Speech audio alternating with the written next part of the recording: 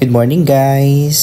Ngayon ay kakagising ko lang at saka napakasarap ng tulog ko. Pero medyo antok pa rin ako dyan mga guys. Ang sarap kasing matulog kapag vacation at walang pasok o diba? So ngayon guys, samahan nyo kami kasi meron kaming pupuntahan. Before that, breakfast muna kami mga guys para hindi kami magutom sa aming pupuntahan. Mahirap kasi guys mag-travel kapag gutom. Then after we finish our breakfast, ayan at pumasok na ako ng sasakyan while waiting sa aking wifey. So winarm up ko muna yung sasakyan para ready to go na kami mga guys anytime na lumabas na siya ng kanilang bahay. Then after few moments lumabas na siya at umalis na kami kaagad kasi pupunta kami sa RC o sa Roxas City. So meron lang kami doong importanteng transaction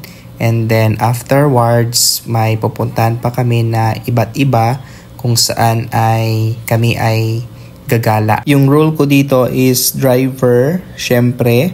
Kasi hindi pa siya makapag-drive kasi hindi pa pwede pero gusto niya ring mag-drive. Sama din namin na lumakad dito, syempre yung aming baby. Ayan. So malapit na si Mrs. na mag-labor. And it is also one of our transactions, si baby. So kaunti na lang yung panahon at makakasama na namin si baby. And at the same time, magiging 3 na kami. And buti na lang mga guys, bakasyon ngayon.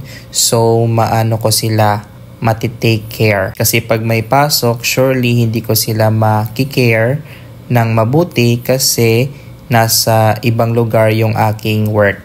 After namin dito, nakarating na kami ng Roxas and proceed na kami dito sa clinic. And also, ito na yung panghuli naming check-up dito sa clinic ni Doc. At nagpapasalamat talaga ako kasi this is our last visit. So, meron pang pasyente sa loob kaya dito muna kami nagstay sa labas while waiting. 8 na yung punta namin dito kaya medyo kaunti na lang yung customers or yung clients ni Doc. Pagkatapos doon ay pumunta na kami ng grocery store para bumili ng aming mga necessary needs sa bahay. Kasi mahirap talaga pag magutom tayo mga guys. Well, hindi naman gaano karami yung binili namin, yung lang necessary foods at saka yung mga things na dapat naming gagamitin sa bahay.